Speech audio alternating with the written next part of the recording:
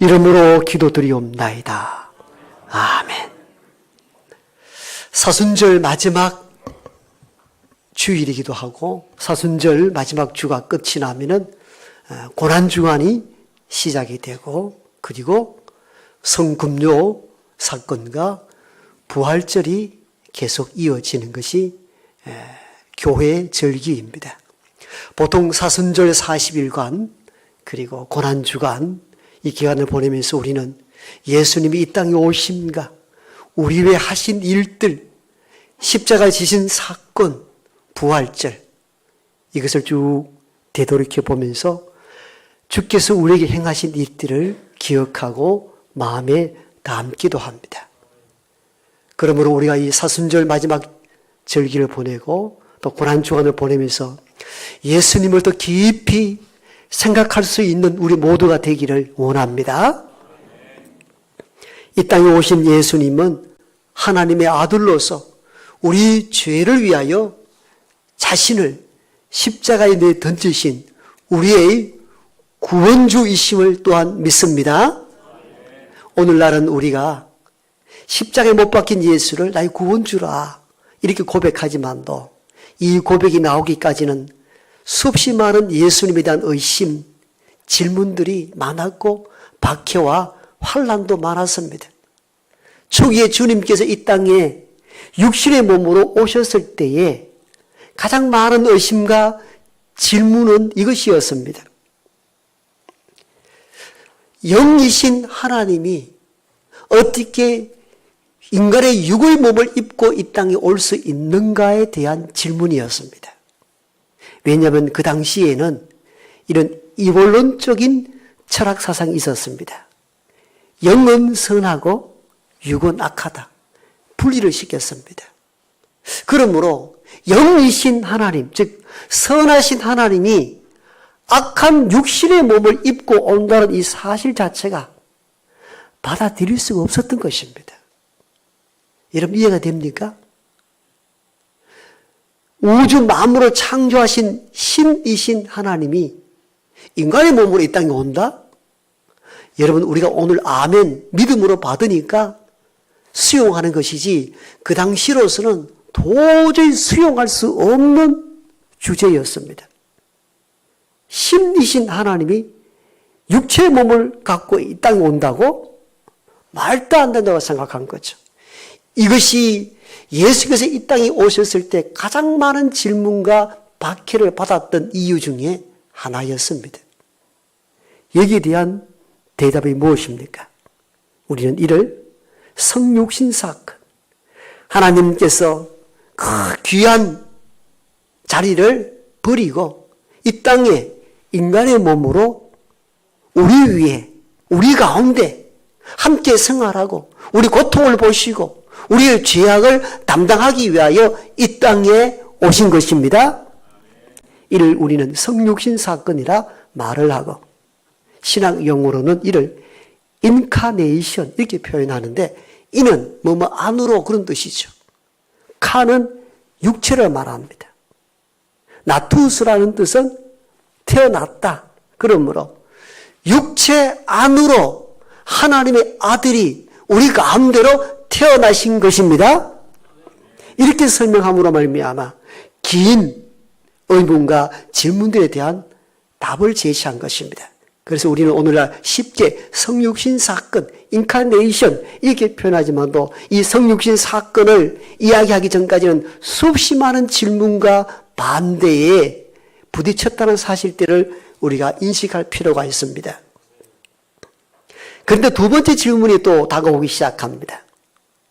그럼 그렇다 치고 하나님께서 육체의 몸으로 인간 속으로 오셔서 인간의 아픔, 고통, 재앙을 다 아시고 인간 위에 우리 몸으로 이 땅에 오셨다는 것은 받아들인다 치자.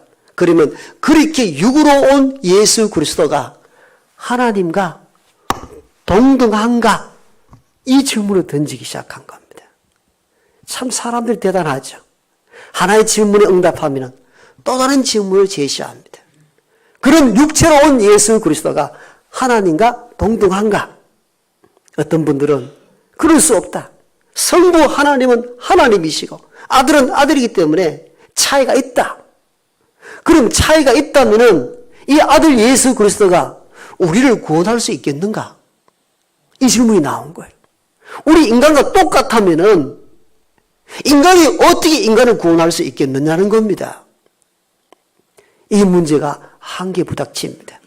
결국은 많은 신학자들이 이 성서를 연구하면서 하나님의 아들로 육체로 오신 예수 그리스도도 하나님과 동등한 본질을 갖고 계신다.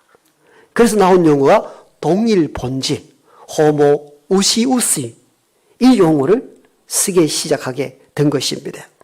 여러분, 기독교 2000년 역사가 지나가고 있는 동안에 예수님이 이 땅에 오실 때부터 지속적인 의심과 질문들은 계속 되었고, 여기에 항상 말씀으로 응답하다 보니까 생긴 학문이 신학기입니다.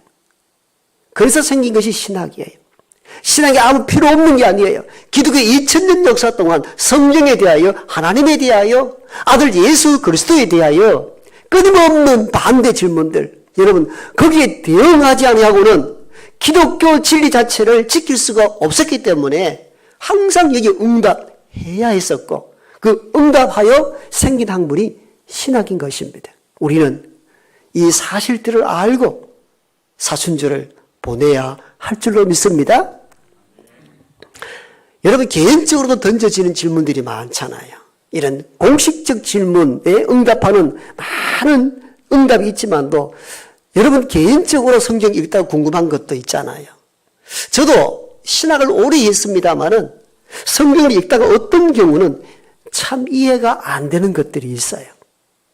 저는 오늘 개인적으로 제가 성경 읽다가 이해 안 되는 하나의 질문을 여러분들에게 던집니다.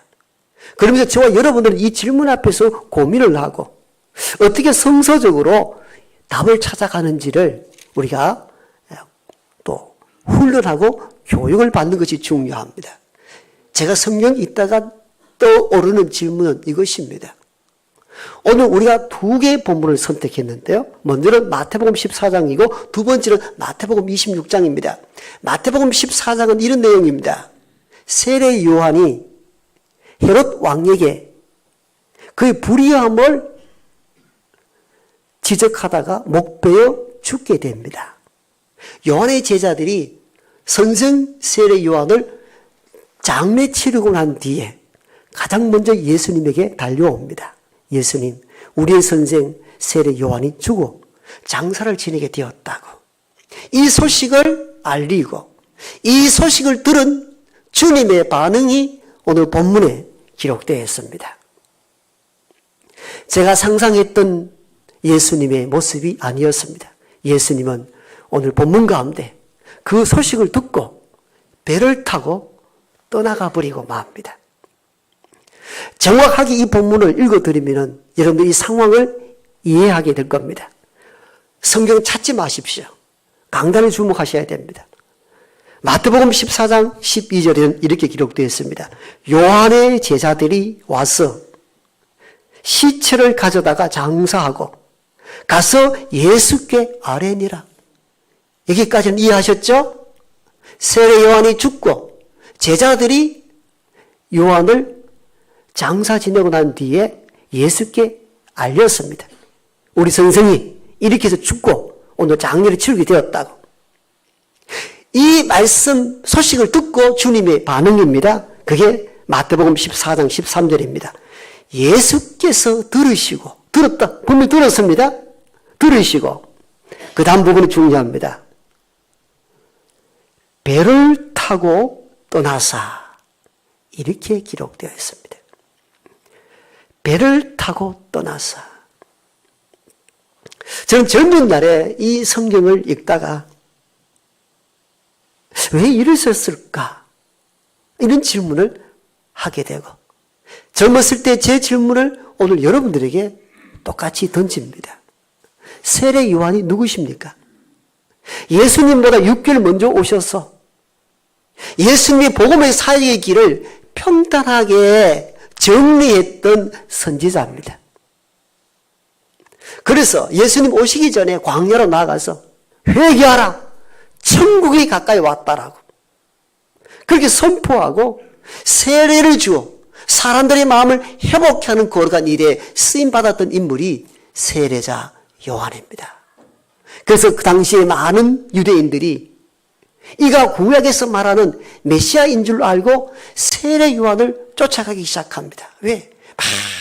많은 사람들이 몰려들기 시작했기 때문에. 그때 인간으로서는 여러분 추앙받을 수 있는 기회가 온 거잖아요. 그냥 침묵 지키면은 메시아인 줄 알고 사람들이 구름대처럼 몰려들잖아요. 얼마나 좋은 기회입니까? 그러나 세례 요한은 나는 주의 길을 평탄케 하려고 온 자다. 평탄케 하려고 광야에 외치는 자의 소리다. 이렇게 말합니다. 말씀이라는 얘기를 안 합니다. 그냥 소리에 불과하다. 소리는 어떤 것을 전달해주는 매개체잖아요. 그 매개체에 불과한 것이 나다. 나는 여러분들 보기에 메시아 같아 보이느냐? 나는 여러분들에게 물로 세례를 베풀지만도 내 뒤에 오시는 이는, 즉 예수는 불과 성령으로 세례를 베푸실 것입니다. 태우고 거듭나게 하는 역사가 일어나게 하는 것이 내 뒤에 오시는 분이십니다. 나는 생각하면 그분의 신발끈을 풀기에도 감당치 못한 자입니다라면서 자신을 낮추고 뒤에 오신 주님을 높였던 인물이 세례자 요한입니다. 그런 어느 날 헤롯 대왕이 자기 동생을 죽이고 동생의 아내를 빼앗아옵니다. 그 권력과 권세 앞에 온 세계가 잠잠히 침묵하던 그때에 유일하게 그건 불이요 잘못이요 외쳤던 인물이 있는데 그가 곧 세례자 요한입니다. 우리가 알다시피 이렇게 하여 세례자 요한은 헤롯에 의하여 목배임 당하는 참수를 당하고 일생을 일찍 끝내게 됩니다. 슬픔 가운데 요한의 제자들이 장례를 치르고 그 당시에 정말 예수 이름이 다 온 동네에 소문났으니까 예수님을 찾아간 겁니다. 주님, 우리의 선생이 이런저런 이유로 불의하게 죽임을 당했습니다. 이 소식을 전했습니다. 그렇다면 저와 여러분이 그 소식을 들었다면 어떻게 하면 좋을까요? 저는 젊은 날 이 성경 읽으면서 그 뜨거운 젊음의 열기로 확 일어서서 데모를 하든지 그 헤롯 대왕 앞에 불의를 지적하든지 세례 요한의 죽음을 살려내라 하든지 해야 될 것 아닙니까? 그런데 오늘 본문을 읽어보면 주님은 거기에 어떤 감정이 들어있는지에 대해서 전혀 설명이 없고 그냥 배를 타고 떠났다라고만 기록하고 있는 겁니다. 내가 상상한 예수님의 모습이 아니라는 것은 이를 두고 한 이야기입니다. 여러분은 이 모습 속에서 여러분이 생각했던 그 예수님의 상이 맞습니까? 저는 이런 생각을 하게 된 거죠. 다윗이 신하를 살인교사에 죽이고 그의 아내 바세바를 빼앗아 왔습니다. 그 권력이 대단했을 때 아무도 이야기하지 못하고 불법과 불의가 성행할 때에 나단 선지자는 다윗을 찾아갔잖아요. 그리고는 부잣집에 있는 소와 양이 아닌 가난한 집에 한 마리 양을 잡았다는 비유를 통해서 다윗의 범죄를 엄격하게 지적했던 인물이 선지자 나단이었습니다. 다윗이 그게 자기인 줄 모르고 그 악한 부자를 잡아 가두어라 할 때 바로 당신입니다 라며 담대하게 외쳤던 나단 선지자 앞에 다윗이 회개하지 않았습니까? 저는 최소한 이 정도의 예수인 줄 알았거든요. 사실 이 정도는 해야 되지 않습니까? 하나님의 아들로 이 땅에 왔다면 그 불법과 불의가 성행하고 죄 없는 자를 목베어 죽인 그 헤롯을 그 죽음 앞에서 어떻게 배를 타고 다른 곳으로 갈 수 있느냐는 겁니다. 이게 제가 가지고 있는 생각들이었습니다. 여러분 생각은 어떻습니까? 나단 선지자처럼 예수가 세례 요한의 죽음에 대해서 헤롯 대왕에게 따질만 하다고 생각지 않습니까? 아마 제 생각과 아마 비슷할 것이고 저와 똑같은 질문을 하게 될 것입니다. 왜? 주님은 침묵 가운데 아무런 대응도 하지 않고 어쩌면 비겁해 보일 정도로 배를 타고 다른 곳으로 가시는 것입니까? 여러분, 도발적입니까? 불경스럽습니까? 그러나 성경에 대해서는 항상 질문을 던져야 하고 또 그 질문 가운데 있는 답을 성경 가운데 찾을 때 그것이 저와 여러분의 신앙이 되는 줄 믿습니다. 부탁되고 아멘하고 넘어가는 것이 아니라 우리는 이런 질문에 치열하게 집요하게 질문하고 왜 이렇습니까? 항거할 수 있어야 합니다. 저는 젊을 때 이 성경 읽으면서 이게 좀 화가 났습니다. 어떻게 주님, 내가 생각했던 그 구세주 주님의 모습이 완전히 헝클어지고 만 거죠. 그렇다면 우리는 이 질문에 말씀으로 응답해 주어야 합니다. 그게 성경을 읽는 우리 모두의 책무입니다. 자, 질문에 대한 이해는 충분히 했을 겁니다. 세례 요한의 불의한 죽음에 그 소식을 듣고도 왜 주님은 항거하지 아니하고 배를 타고 다른 곳으로 떠나갑니까? 여기에 대한 첫 번째 성경적 답변입니다. 주님은 아직 이 땅에 해야 될 사명이 많이 남아 있었기 때문입니다. 바로 그 이유입니다. 요한이 죽음을 당할 때 예수님은 공생애의 초기였습니다. 이제 한창 일을 하셔야 될 때였습니다. 주님이 땅에서 해야 될 일들은 참 많았습니다.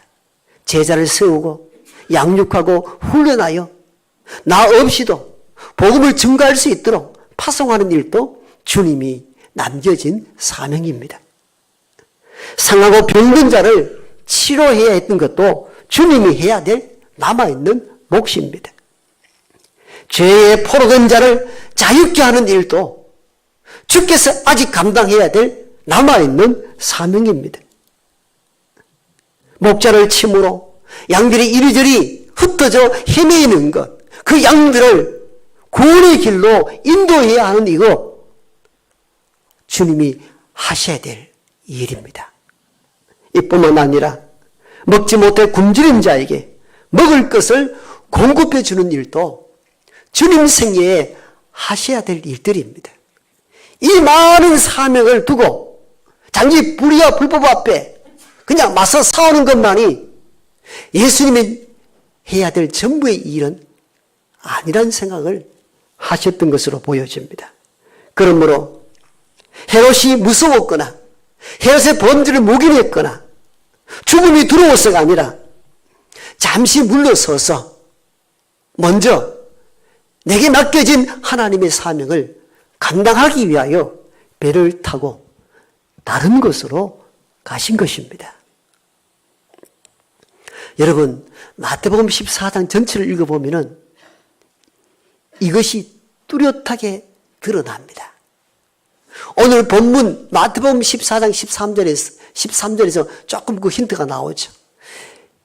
배를 타고 건너가사 무리들이 따르는데 무리 가운데 병든 자를 치료하고 고치고, 아멘? 주께서 하신 사역이 아직 남아 있었다는 것을 의미합니다. 그리고는 더 놀라운 사건들이 그 다음에 진행됩니다. 그건 저와 여러분들이 너무 잘 아는 이야기입니다. 많은 무리들이 빈들에서 주를 따르고 있는데 이미 저녁이 되었습니다. 제자들이 예수님께 아뢰입니다. 주님, 때가 되었으니 이 사람들로 하여금 각자 집으로 돌아가서 제 먹을 것을 먹게 하소서. 주께서 갈 것 없다. 너희가 먹을 것을 주라. 책임을 전가하지 말라 말씀하십니다. 제자들이 응답합니다. 주님, 지금 여기에 있는 사람들이 수만 명이고 우리가 가진 것은 떡 5개와 물고기 2마리 뿐인데 이것을 이 수많은 사람들에게 어떻게 할 것입니까? 그것을 내게 가져오라. 손 위에 올리고 축사하여 떡과 물고기를 나누었더니 남자 장정만 5,000명 먹고 12강주리가 남았습니다. 즉 마태복음 14장에서 배를 타고 주께서 빈들로 가셨고 빈들이 있는 수만 명에게 오병이어 기적으로 굶주린 사람들을 먹이고 살리셨습니다. 제가 이 오병이어 사건 이야기하는 의미를 이해하셨습니까? 그건 질문에 대한 응답으로서 주신 메시지입니다. 오병이어 그 사건 기록 자체를 보라는 것 아니에요. 그 전에 무슨 사건이 있었다 그랬어요? 세례 요한이 죽고 요한의 제자들이 장례를 치르고 죽기 와서 아래입니다. 주님 선생이 죽었습니다. 어떻게 해야 되겠습니까? 주님 아무 말씀도 하지 않고 아무 대응도 하지 않고 분부도 표시하지 않는 것처럼 하고 배를 타고 건너가 버리십니다. 우리 여기서 질문이 시작된다 그랬죠. 어떻게 그럴 수 있느냐고. 주님은 죽음이 무서웠기 때문이 아니라 권력 앞에 복종했기 때문이 아니라 주님께서 이 땅에 해야 될 사명이 많이 남아 있었기 때문입니다. 그 사명 가운데 하나가 병자를 고치고 굶주린 상태에 있는 수만 명의 사람들을 먹을 것을 전해주는 오병이어 사건은 이렇게 시작이 된 것입니다. 오병이어 사건 하나만 딱 떼어서 기적만 추구하지 말라는 거예요. 주님은 이 오병이어 기적을 통해서 내가 이 땅에 아직 해야 될 사명이 있다는 사실들을 성경을 읽고 질문하는 이들에게 지금 답변을 하고 있는 거예요. 여러분들이 이 본문을 보면서 어떻게 죽음을 소식을 듣고 배를 타고 다른 곳으로 갈 수 있습니까? 라는 우리에게 주님 답변하십니다. 아직 내가 해야 될 일이 있다는 겁니다. 해야 될 일이 있다는 겁니다. 사명이 있다는 겁니다. 그 사명을 완수하기까지는 섣불리 행동할 수 없었던 것이 주님의 고뇌요 결정이었음을 믿는 저와 여러분 되기를 소망합니다. 두 번째는 어떻게 그 소식을 듣고 떠나갈 수 있습니까? 라는 답변입니다. 아직 십자가의 때가 아니라 판단했기 때문입니다. 여러분, 불의 앞에 맞서서 장렬하게 죽는 죽음도 멋지죠. 속이 시원하죠. 그러나 주님은 그때가 지금이라고 판단하지 않았던 것입니다. 주님은 두 번째 본문 마태복음 26장에서 이제 그때가 왔다고 말씀하므로 처음에 던져진 질문, 왜 죽음을 피해 가십니까? 왜 불의 앞에 굴러 가십니까? 라는 이 질문에 온몸으로 저항하고 온몸으로 응답하기 시작합니다. 마태복음 26장은 다 압니다. 십자가 바로 지기 전날 밤에 있었던 사건입니다. 제자들과 함께 마지막 만찬을 하고 제자 몇 명과 함께 겟세마네 동산에 올라갔죠. 그리고는 나와 함께 기도하자 제자들에게 권유합니다. 본문에 보면은 주께서 십자가를 앞에 두고 땀방울이 핏방울 될 정도로 기도하셨다. 절박하게 기도하셨습니다. 자기와의 싸움이죠. 내적 싸움입니다. 할 수만 있으면 이 잔을 피하게 해달라는 인간적인 욕구와 하나님의 뜻, 그러나 아버지 뜻대로 하옵소서. 이 뜻 가운데 치열하게 기도했던 순간이 겟세마네 동산의 기도였습니다. 육의 몸을 갖고 있기에 피하고 싶은 것도 인간이지요. 그러나 하나님의 아들로 이 땅에 왔기 때문에 하나님의 뜻을 이루어야 된다는 것도 주에게 있어서의 주요 목적이기도 했습니다. 이 문제를 듣고 제자들이 함께 실험하며 기도하기를 원했습니다. 한참 기도하다가 깨어서 가보니 제자들이 자고 있습니다. 여러분 깨어나십시오. 눈을 떠서 저를 강단을 보십시오. 깨어라! 기도하라! 그러고 갔더니 또 잠을 잡니다. 제발 나와 함께 깨어 기도하자. 여러분 얼마나 절박한 메시지인지 아세요? 제자는 육신의 힘을 이기지 못하고 또 잠을 잡니다. 그리고는 주께서 마지막 세 번째 이렇게 말씀합니다. 이제는 자고 쉬어라. 때가 가까이 왔느니라. 이때는 어떤 때입니까? 십자가를 지고 만인의 죄인을 위하여 자신을 던질 죽음의 순간이 왔다는 겁니다. 여러분 우리는 그리고는 그 뒤에 십자가 사건을 우리 모두가 기억하고 알고 있습니다. 그러므로 우리는 마태복음 26장을 보면은 주께서 헤롯 대왕이 무서워서 그 자리를 피한 것이 아니라 결정적 죽음의 때를 기다리며 사명을 감당했던 주님의 모습을 볼 수 있습니다. 그러므로 우리는 여기에 대한 즉 질문, 어떻게 세례 요한이 죽었다라는 소식을 듣고도 배를 타고 아무런 일 없이 다른 곳으로 갈 수 있습니까? 그게 주님이 하실 일입니까? 라는 질문 앞에 충분한 대답이 되었을 것입니다. 주님은 죽음이 무서웠거나 불의를 묵인한 것이 아니라 잠시 물러서서 아직 내가 이 땅에 감당해야 될 사명이 있다면 그것 감당하겠다는 겁니다. 여러분, 주를 따르는 저와 여러분들은 이런 주님의 자세 때로 필요합니다. 우리가 살아가다 보면 이럴 때 있죠. 가정이 엉망일 때, 남편의 재구실을 하지 못하고 막 할 때, 막 분열이 일어서서 맞서 싸우고 한 번에 막 깨뜨릴 수 있는 순간이 올 수도 있죠.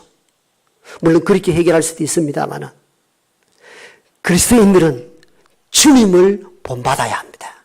그때 아직 내가 이 가정에서 아직 해야 될 사명이 있다면 불의와 분노를 포출할 것이 아니라 사명부터 감당할 수 있는 저와 여러분 되길 원합니다. 그래야 가정이 싸웁니다. 직장이나 사회나 교회 공동체나 보면은 또는 불의하고 부절한 일들이 있습니다. 분열이 일어서야 될 때도 있지만도 어떤 경우는 이 일들로 인하여 내 사명을 다 감당치 못한다 판단될 때는 주님처럼 잠시 유보하고 먼저 사명을 감당할 때에 이 사회가 살고 교회 공동체가 회복될 줄 믿습니다. 오늘도 우리는 너무 성급하게 불의와 분노에 맞서 싸우다가 장렬하게 전사의 자신은 멋져 보이지만도 남아있는 공동체가 위기에 빠지는 것을 종종 발견하게 됩니다. 그러면서 우리는 여기서 주님의 지혜를 빌려야 합니다. 주님, 그때 얼마나 막 분노가 일어났겠는가. 세례 요한이 목베어 죽었을 때 얼마나 불의에 항가고 싶었던가. 그럼에도 불구하고 배를 타고 다른 곳으로 갔을 때 주님의 심정을 우리가 이해할 수 있어야 합니다. 그러면서 우리는 성경 후반부에 펼쳐지는 주의 사역을 통해서 사명자는 가끔은 이렇게 살아야 하는구나. 여러분 얼마나 놀라운 반전입니까? 그리고 우리는 궁극적으로 단지 생명을 부지하기 위하여 불의와 불법 앞에 숨죽여 사는 자가 아니라 사명이 완수화되고 그 일이 완성이 되었다 할 때는 저와 여러분의 생명을 아끼지 않고 복음과 의를 위하여 자신을 던질 줄 알아야 합니다. 이게 그리스도 예수를 따르는 제자들의 본 모습입니다. 주님은 그 본을 우리에게 보이셨습니다. 우리 마태복음 14장에 나타난 그 짧은 문구를 통해서 주님만 의심만 하지 마십시오. 거기에 대한 충분한 대답은 성경 이후에 파노라마처럼 펼쳐져 있습니다. 그래서 성경을 부분적으로 아니요, 통괄적으로 전체적으로 볼 수 있어야 예수님에 대한 충분한 이해가 가능합니다. 오늘을 살아갈 때 가끔 불의와 분노 앞에 주저앉아 있는 초라한 나의 모습을 발견할 때도 있습니다만 힘이 약해서 불법을 묵인해서가 아니라 내 이 사명 감당하도록 하나님 도와달라 기도할 수 있기를 원합니다. 그리고는 때가 되었을 때 자신 전부를 던져 십자가에 자신을 넣고 죄인을 구원하듯이 이 생명, 가정과 교회와 직장과 사를 위하여 전부를 던짐으로 모든 이들을 회복하는 거룩한 일에 우리 모두가 승받기를 소망합니다.